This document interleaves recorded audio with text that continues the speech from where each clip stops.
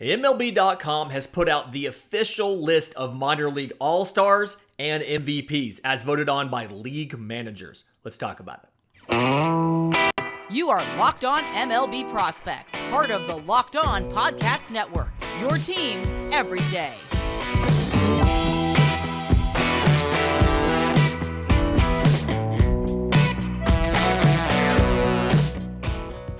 Yes, welcome on in to Locked On MLB Prospects, your home for all things minor league baseball. I'm your host, Lindsey Crosby, baseball writer and podcaster. Thank you for making this your first listen every single day. And as we finished up the minor league season, we went through on this show quite a couple different all-star lists. We had our own, Baseball America had one, Fangraphs had one, a bunch of places put out minor league all-star lists. But now we have the official one. MLB went to the minor league managers, gave them ballots. And so we have for each league inside the different classifications, we have an entire all-star team, every position, as well as an MVP, a pitcher of the year, and the top MLB prospect in every single one. So let's start off in AAA. In the International League, your top MLB prospect, shortstop Gunnar Henderson of the Orioles. Don't think I have to go into a lot of explanations to explain why the number one prospect in baseball is your top MLB prospect in the International League. Makes a lot of sense. Your MVP, and actually a guy who is now winning an MVP in the minor leagues for the second consecutive year, is Jonathan Aranda of the Tampa Bay Rays. Infielder, mostly plays first, can play second and third as well, and spent just about the whole year in Durham. 104 games, stat line of 318, 394, 521. 18 home runs, 45 extra base hits, 45 walks to 100 strikeouts. Remember, he was a 2015 IFA. He won it in Double-A Montgomery last year and has now won it in Triple-A. He led the International League in OPS with 915, and then had career highs in games, home runs, RBIs. He had 85 of them, 45 walks, 26 doubles. Those were all career highs, and he debuted on June 24th. Didn't spend a ton of time up there with Tampa. Didn't have fantastic stats the first go-around, but this is a situation where I think that there's going to be a team out there that is able to make a deal, I think, and get Jonathan Aranda. He is plus hitter, powers average to maybe above average. But here's the thing. Jonathan Aranda's defense, he doesn't have the range. The defense comes out to below average just about everywhere, including first base. And again, very good hitter, but Tampa Bay put such a premium on defense that I feel like there is an organization out there that can take advantage of the disparate valuations between what the Rays have and what they have. And so as free agency is starting, as next Tuesday we have 40-man roster decisions to be made, I really think Jonathan Aranda is a guy that could get moved by a team that's smart enough to go out and take advantage of the fact that Tampa Bay doesn't value him as high as some other teams might because they don't love his defense being a little bit below average, even though his offense is fantastic. The pitcher of the year, right-hand pitcher Greg Weissert of the Yankees, 2016 18th rounder out of Fordham, has been a career reliever, has not tried to start in the minors, has just been a reliever. 42 games this year in AAA with Scranton Wilkes-Barre. 1.69 ERA, 48 innings pitched, 70 strikeouts to 19 walks, only 3 home runs allowed. His opposing batting average allowed is 149. Got called up in late August, had about 11 strikeouts and just over 11 innings at the big league level. But it's a guy plus slider. If you'll remember, we've talked about what the Yankees do with their pitching. It's a really horizontal, sweepy slider. Tons of spin, tons of horizontal break to it, and then combines that with a sinker. It averages about 93, and the pitching development staff has gotten better shape out of that sinker, has gotten more sink out of the sinker, and so the two of them play well off each other, coming out of a similar arm slot. Obviously, he's got, a conventional fastball and a changeup, but like he's a sinker slider guy. That's what he does. For the Pacific Coast League, some of these names are going to be names you've heard of and won't surprise you. Top MLB prospect, third baseman Miguel Vargas of the Dodgers. We've had that conversation on here before about should Justin Turner come back to LA, or are they ready to put him into that job full time? I think Vargas is just about ready to take that job over full time. Pitcher of the year, right-hand pitcher Hunter Brown of the Houston Astros. We talked about him in our pod about the World Series, about how he got some starts late in the year, looked phenomenal, moved to the bullpen for the stretch run, and had an ERA under 1. Justin Verlander has opted out of his contract. If Justin Verlander does not come back, I like the chances of Hunter Brown being able to contribute at the major league level as a starter, given that he's from Michigan and grew up idolizing Justin Verlander and has molded a lot of his game off of what Justin Verlander does. Feels like he should slot in pretty nicely with the usual expected growing pains you're going to get from a rookie.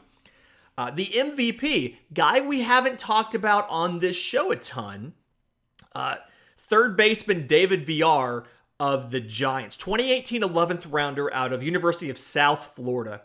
84 games this year, 275, 404, 617. 27 home runs, 47 extra base hits, 55 walks to 93 strikeouts. He looked so good, they called him up to the big league level. Got about 50 games in San Francisco. You had some injuries at third base, including Evan Longoria. 231, 331, 455 at the big league level. Hit 9 home runs, 16 extra base hits. Struck out 58 times to 18 walks. So he's got good corner infield defense. He's got great makeup. And now you're just in the acclimation period. You're just trying to get him comfortable with big league pitching so that you can see more of that high on base percentage. I mean, 275, 404, 617 is very healthy in the minors. And the on base being 70 points lower, the batting average being 40 points lower, the slugging being 170 points lower is definitely something that's going to fix itself as he gets more time to adjust to big league pitching. Has a good chance to be the replacement for Evan Longoria there in San Francisco, depending on what the Giants do in free agency. As I understand, the Giants have a ton of money they are ready to spend, and they have said that they're, like, financially, they could be in on just about any free agent in the market right now. I actually think they're one of the favorites to sign Aaron Judge if he doesn't go back to the Yankees. So either way, David Villar has looked good and is going to have a chance to hold down the third base job if Evan Longoria's time in San Francisco is in fact over. In just a minute, I want to get to the Double-A awards. There's 3 leagues here, and there's a couple guys we've talked about and a couple guys we haven't. But first, today's episode is brought to you by our friends at BetOnline. BetOnline.net is your number one source for sports betting info, stats, news, and analysis. You can get the latest odds and trends for every professional and amateur league out there. Football, basketball, soccer, the World Cup just started, esports, they've got it all at betonline.net. That's the fastest and easiest way to get your betting fix, and they always have fun stuff. It's not necessarily just lines on games. So right now, our buddy Jimmy Shapiro, one of the odds makers, sent us an email here at the network with some of the lines around MLB free agency about if guys don't re-sign with their teams, where might they go? Like I mentioned, the Giants are the favorite, if not the Yankees, to sign Aaron Judge at 2-1, followed by Dodgers at 3-1, Mets at 6-1, and Cardinals at 8-1. You go over, you look at Carlos Correa. Apparently the Cubs are the favorite, 5-2, followed by the Twins at 11-2, and the Giants at 6-1. And then the Phillies at 13-2, which would be really interesting. Dansby Swanson, if he doesn't go back to the Braves. Giants again, like I said, plenty of money there. Giants 3-1, Cubs 9-2, Phillies 11-2, Cardinals 6-1. Honestly, I think if Dansby Swanson doesn't go back to Atlanta, he ends up in LA. He was good friends with Freddie Freeman. He does have the same agent as Freddie Freeman. They're 15-2 odds on here, but I'd take that longer shot over something like the Phillies there in the division, you know? So, Tons of odds, pitchers, hitters, where they're going to go in free agency. You can head to the website today or use your mobile device to learn more about the trends in action because BetOnline is where the game starts. Okay, looking at the awards for the AA, we're going to start off in the Eastern League.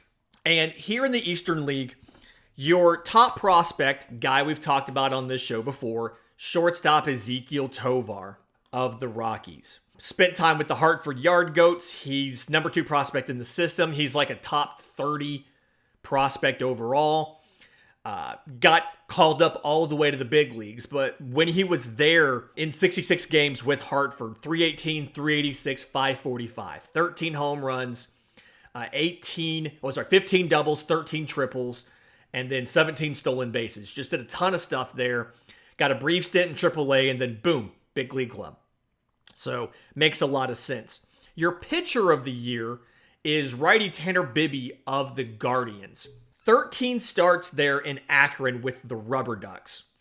1.83 ERA, 81 strikeouts in 73 2/3 innings. I know that our friends over at Locked On Guardians have a ton to say about Tanner Bibby. They love him. They've watched plenty of his film. We're going to bring them onto this show sometime soon in the next probably 2 weeks to talk about all of the pitching and all of the different possibilities of trades and things like that might happen in this system because they have a lot of pitching. They have a lot of infielders. But the most valuable player in the Eastern League, really interesting story. First baseman Quincy Neporte. He missed 3 straight years of affiliated ball. He was released in 2019 by the Phillies. Signed, didn't touch a baseball for, I think he said like over a year. Like the entirety of the stay at homes after the pandemic, just didn't touch a baseball at all. Finally gets re-signed March 30th, 2022. Goes to AA the following day. So not only is he making the jump to the hardest level to get back to, or the hardest jump to make in the minor leagues by going into AA, but he's doing it after having not played since 2019. Ends up leading in home runs with 31, leading in RBIs with 91, total bases with 246, extra base hits with 58, and comes in second in both slugging, 536, and OPS with an 867. So great story for Quincy Neporte. Got the MVP. The question that what I'm really curious about is what's going to happen as he moves up, assuming that he continues to move up, given the fact that obviously you have Spencer Torkelson there at the big league level, and so first base is kind of full. Is this something where do they see him as organizational depth? Is this something where they see him as a potential contributor at the big league level? He's not in the top 30 right now. I think after this season, he batted .270 in AA after having not played baseball in 3 years. So he obviously has some good innate contact ability. You might see him start to enter back into top 30 lists for next season. In the Southern League, we only had 2 players for these 3 awards. The MVP, which catcher Jackson Reitz, 2014 third rounder by the Nationals, has bounced around with a couple different organizations. He got DFA'd in 2021 by the Nationals and then got DFA'd by Milwaukee after he did all of this stuff. He spent 64 games in AA Biloxi with Milwaukee. 281, 392, 636. 22 home runs, 38 extra base hits, 26 walks to 72 strikeouts. So yes, struck out just over once a game, but had an extra base hit better than every other game. Hit a home run every third game, 64 games, 22 home runs. And slugging percentage was phenomenal. Again, has moved around quite a bit. He went up to Nashville, then got designated for assignment. The Royals picked him up. He finished the season in AAA Omaha. So don't quite know what's in the plans for him next year. He was not ranked in top 30s entering this season. He had been in the back half of the top 30s last year, and then the Nationals DFA'd him. I think they kind of decided they were done. I think he got 1 game at the big league level with them in 2021. Not only the pitcher of the year but also the top MLB prospect in the Southern League, starting pitcher Taj Bradley of the Tampa Bay Rays. Talked about him a ton on this show.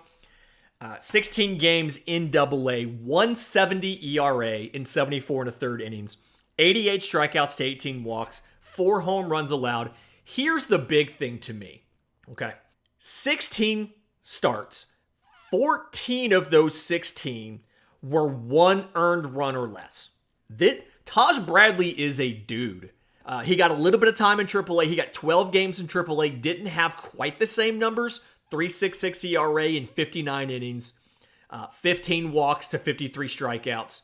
But still, absolutely something where Taj Bradley is a dude. You're looking at him probably spending most of the year in AAA next year, simply because the Rays have so many pitching options that, I mean, they're gonna protect Taj Bradley. He's gonna go on the 40-man roster. But whether or not he actually ends up pitching at the big league level or just staying in AAA next year depends on health, depends on injury, depends on ineffectiveness at the big league level. You didn't know Shane Baz is out for the whole year after surgery, as well as also how he adjusts to AAA Durham. But definitely a guy that's gonna do a lot. Texas League. A couple names that are either known prospects or guys we've talked about before. Top MLB option, third baseman and outfielder Jordan Walker of the St. Louis Cardinals. We have talked at length about Jordan Walker. I like him as one of my breakout guys next year. At the big league level, he was in Arizona. They treat that as finishing school. I think he's kind of polishing some stuff up so he can debut next year. Right-hand pitcher, the pitcher of the year is right-hand pitcher Taylor Dollard of the Seattle Mariners. If you'll remember Monday's show, one of the questions was about lesser heralded minor league pitchers that I enjoyed, and one of the ones that I named was Taylor Dollard. 27 games in the Texas League in Arkansas. 16-2 record, 2.25 ERA, 144 innings pitched with 131 strikeouts to 31 walks. 5th rounder in 2020 out of Cal Poly. Fastball, slider, change guy. I'm not going to go super in depth. We did this on Monday. But like Taylor Dollard, excited to see what he does. I think he's going to eventually be a great addition to that rotation in Seattle. The MVP, as voted on by the managers in the Double League, was outfielder Moises Gomez of the Cardinals. If you'll remember, we talked about him earlier in the season. He was released by Tampa Bay at the end of last season. He got 76 games in Double-A Montgomery and batted 171, 256, 309. Well, this year was evenly divided between Double-A Springfield and Triple-A Memphis. The reason he got promoted halfway through the season to Triple-A Memphis is because his slash line in Springfield was 321, 401, 705. He hit 23 home runs in 60 games, 90 strikeouts to 27 walks. So the strikeouts were there, but hit 23 home runs, went on to hit another 16 home runs in AAA Memphis. So he led the minors with 39 home runs last year. And when you look at what he did in Double-A Montgomery versus what he did in Double-A Springfield, he raised his batting average by 150 points. He raised his on-base percentage by 150 points. He raised his slugging by 400 points. So part of it has to be he had a bad year in 21. Part of it had to be he had a good year in 22. Part of it had to be something else. I don't know if there was just not having a 2020 season meant he was incredibly rusty and his timing was bad. I don't know if his conditioning was off. Don't quite know exactly what it was. But obviously, he wasn't as bad as he looked in Montgomery in 2021. Very happy to see what he does. The Cardinals look like they have a plethora of outfield talent. And so you may be able to see them pull some big swings for players that are on the trade block using some of either the minor league outfield depth or some of the major league outfield depth, like when they traded Harrison Bader to the Yankees midseason. In just a minute, I want to get to High A. These three leagues have a couple guys, including quite a few that got traded midseason and were still named Pitcher of the Year or MVP or whatever it might have been, right here on Locked on MLB Prospects. And we're back. So looking at High A and the All-Stars and MVPs as voted on by the managers in the leagues. The Midwest League, top MLB prospect was shortstop Ellie De La Cruz of the Cincinnati Reds. I literally do not have anything else to say about Ellie De La Cruz. I have talked about him at length. I think he has one of the highest ceilings of any prospect in the minor leagues, and I am a huge fan of Ellie De La Cruz. Pitcher of the year was right-hand pitcher M.D. Johnson of the Miami Marlins. 2019 6th-rounder out of Dallas Baptist, which is not a Power 5, but still a very good baseball program. 20 games in the minors, 3.46 ERA, and 112 innings pitched. And if you can do the math, he's averaging just under 6 innings a start, which you love to see that. 125 strikeouts and 112 innings, so that's 10.04 strikeouts per 9, to 28 walks, so 2.25 walks per 9, 12 home runs. He's not on a ton of top prospect lists, and I'm beginning to think that maybe he should be. So, big fan of what I've seen from M.D. Johnson. 6'6", so has the steep approach angle to the plate. Want to see his weight tick up a little bit, and once that picks up, extra velocity should come along with that, and can make his secondary weapons even a little more lethal with a little more power behind him. The MVP, traded mid-season. Third baseman Christian Encarnacion Strand of the Minnesota Twins. He was a Twin when he was in the High A Midwest League. And then from there, he got traded to the Reds, along with Spencer Steer in the deal that got Tyler Mahle to the Twins. But while he was in Cedar Rapids with the Twins, 296, 370, 599 over 74 games. Hit 20 home runs, 46 extra base hits, 30 walks to 85 strikeouts. So, struck out more than once a game, yes. Plenty of power production, the slugging just under 600. Then they had promoted him to Double-A Wichita, was only there for about 2 weeks before he got traded and spent the rest of the year in Chattanooga. So about 35 games in Double-A Chattanooga with the Reds. And even that, 309, 351, 522. Christian Encarnacion Strand's a good baseball player. 2021 4th rounder out of Oklahoma State. He's probably in the top 15 as far as Reds prospects. And this is a good Reds system. Just great combination of plate discipline and power and just incredibly productive. Dude has hit everywhere he has gone. His lowest batting average in the minors and his career is the 296 he put up in Cedar Rapids. The lowest on-base percentage he's put up was the 351 in Chattanooga. The lowest slugging percentage he's put up was 522.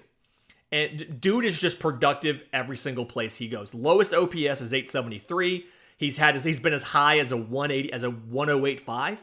So Christian Encarnacion Strand, fantastic. You go to the Northwest League, the MVP and the top MLB prospect, Zach Veen, outfielder for the Colorado Rockies. We've talked about him at length in the Rockies shows, in the top prospect shows, the best outfielder shows, the Arizona Fall League shows. Tons of speed, fantastic at what he does. Big fan of Zach Veen. Don't want to rehash that here. We don't have all day. But pitcher of the year, somebody we have not discussed on this pod before. Right-hand pitcher Prelander Berroa was traded from San Francisco to Seattle mid-season. So 102/3 innings pitched. 2.86 ERA this year, 150 strikeouts, so almost 13 and a half strikeouts per 9, to 63 walks, 5.5 per 9. You take the good with the bad, right? 5 home runs allowed. And the thing here, fastball sits mid-90s, can touch 99, really good run to it, really good ride to it. Slider gets a bunch of swing and miss, harder breaking slider. The thing here is he's working on the command and the control. And a lot of it came back to not understanding that you don't have to just be a thrower who goes max effort every single pitch and every single outing, but rather being a pitcher and picking and choosing your spots to crank it up, working on your sequencing better. and trying to get guys out besides just blowing it past them. So I like what I've seen. If I had to go right now, I'd say he's probably a top 15 prospect for the Mariners. And I think that you give him a little more time to work on pitching versus throwing, working on using the off speed in a pitcher's count, and then being a little more efficient, going a little deeper into his outings, and you're looking at a back of the rotation guy, number 4, number 5. So excited to see what he did in the Northwest League this year. And then, he's going to be at AA Arkansas. Hopefully can learn some from Taylor Dollard next year. In the South Atlantic League, same situation. 3 awards, 2 guys. The MVP and the top MLB prospect went to catcher Indy Rodriguez. Had played a bunch of different stuff, had played in the infield, had played in the outfield, had caught, and then once he was separated from Henry Davis, that's when he became a full-time catcher and really took off. And so, love what I've seen from Indy Rodriguez. We've talked about him at length before. Big fan of what Indy Rodriguez does. Pitcher of the year, right-hand pitcher Ben Brown, another guy traded midseason from the Phillies to the Cubs. 2017 33rd rounder. And what he did this year, 104 innings pitched across 23 starts in his time in High A Jersey Shore and Double A Tennessee. Because when he got traded, he went from High A with the Phillies to Double A with the Cubs. So only 2 levels, but 2 different organizations.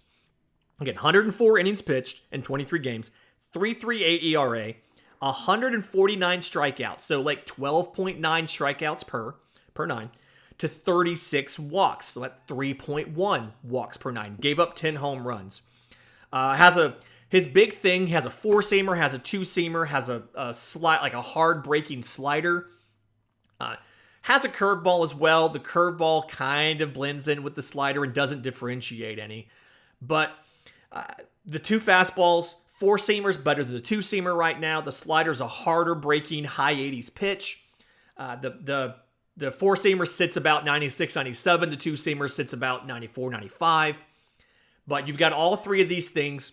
He struggles to throw strikes a bit, and so I'm worried about the overall ceiling there. I'd give the control probably a 40. And so there's your reliever risk, right? There's your built-in reliever risk. But I do think that once you're able to harness and differentiate the 2-seamer and 4-seamer and be able to put both of those where you want them and then having a slider to go along with it, he's going to be pretty matchup proof against both lefties and righties and going to be somebody you can throw into a big league bullpen and can give you quality high leverage innings. Fantastic week this week. Reminder, if you have questions for the mailbag, I'm on Twitter at Crosby Baseball, show's on Twitter at Locked On Farm, or you can email us, lockedonmlbprospects@gmail.com. Until next Monday, this has been Locked On MLB Prospects.